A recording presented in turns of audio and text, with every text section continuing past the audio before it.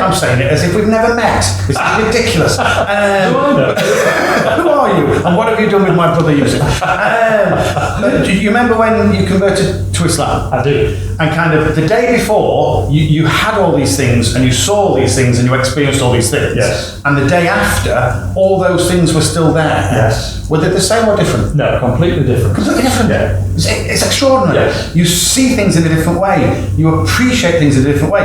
You're walking down the street and you see adverts on billboards and think, I don't want to look at that. Actually, I don't want to look at that. But you see the beauty around you. Go, now that I want to look at. And the people go, oh, you get up early in the morning to pray. Do you have to do that? No, I get to do that. I want to do it. Do you know what I do? I get to see a sunrise. This is Believe that. incredible. Yeah. The number of people I know that go on holiday and don't even watch the sunrise on holiday. I know. Sorry, I digress. But this attitude of gratitude, understanding why we should be grateful, just magnifies that gratitude. Yes, it does. And when you give this gift of Islam, they don't lose everything that they've got. Nope. They gain something. Yes. And none of your Islam disappears. You gain all the more. Right. Do you know what I say?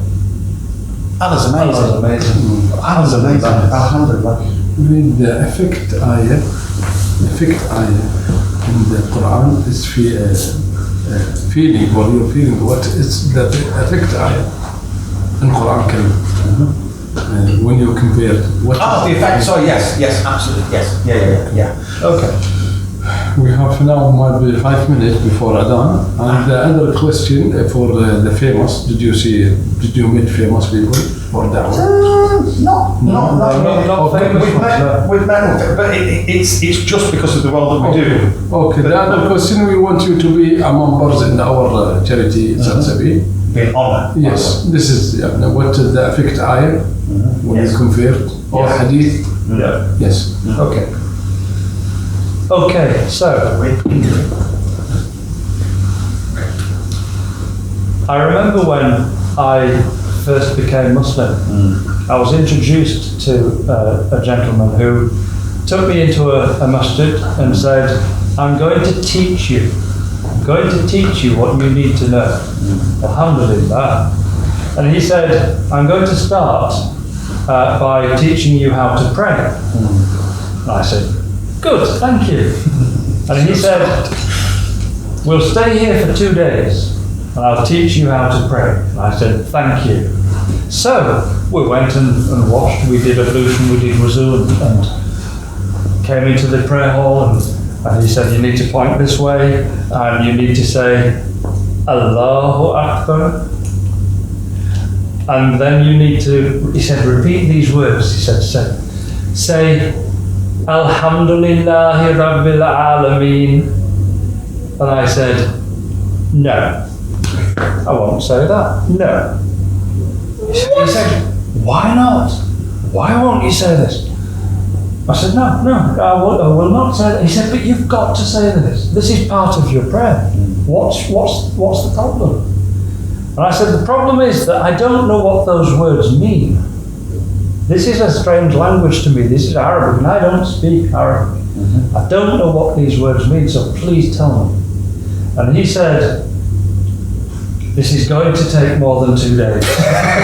This will take a week to get through this. Brilliant. And I said, great. So he said, praise be to Allah. Yeah? And you said, Praise be to Allah, Lord of the whole of the creation. Alhamdulillah. And I said, Alhamdulillah Rabbil Alameen. And this is how I learnt my Islam. I learnt it one line at a time. And I learnt the meaning of it, so I understood in here and here what these words mean. Now, I know that there are many, many Muslims, there are millions of Muslims around the world that learn how to read. They learn with the alphabet, they alif, ba, ta, sa, jim, ha. They learn all of this, but with no understanding of what this means. But I just think, reading the Arabic, you get that reward. But if you don't understand in here and here what it is that you're saying when you pray, please learn. So my message goes out to everybody out there, Muslim or not. Please learn what it is that you're saying. there is a massive importance in learning Arabic. Now, Junaid and I, as we've been in Kuwait, Yes. we've been with an organisation called Al Jud, Al-Jud. and they teach people how to speak Arabic. They do. And they do it online, and they do it via Skype. So they have a teacher who will teach you online. And do you know what they they've done? guarantee They've laid a gauntlet down. they have indeed. They've laid a challenge. They've laid a challenge. They've We given us a like challenges. I like challenges. Yes. They've said, give us 4 months. We'll teach said, you for what? We'll teach you how to speak Arabic in 4 months. And we said, okay. Yes, please. 18 years ago, I was blessed with the gift of Islam. 18 years ago. Yes. And you probably remember, for the first few years, you don't really want to say any Arabic out loud because, it's with a Yorkshire accent and it sounds a bit weird and I'm uncomfortable. And then about 5 or 6 years in, I went, right, I'm going to learn Arabic. Yes, sure. That was 10 years ago. And then the next year, I said, next year, I'm going to learn Arabic. That was 9 years ago. You know where this is going now. I can't do this yet. I'm too busy. We just had a child. This year. We just had another child come with this year. I've got a new Time car. passes. Well, The sun goes up, the sun comes down. Time passes. And in our lives as human beings, sometimes we don't realise just how quickly time passes. Yes. And the older you get, the more quickly time passes. Yep. So, subhanAllah, what we have to do sometimes is realise that if we don't do something now, it's not going to happen. But also, we no longer, as great British people, we used to believe in coincidence. Yes. And then we came to Islam and we realised there's no such thing as coincidence. There's only Allah, inshallah, if you realise, guiding you. And, I was given so many opportunities to learn Arabic. Yeah. My children were learning it, could learn it with them, Daddy's busy. My friends spoke it, but I decided to converse in English because that was easier, and I'm reading it in the Quran. But it's just so busy. And then we came to Kuwait, this beautiful country of Kuwait, surrounded by beautiful people of Kuwait, and we were told, we have this, give us 4 months, you will be able to speak Arabic.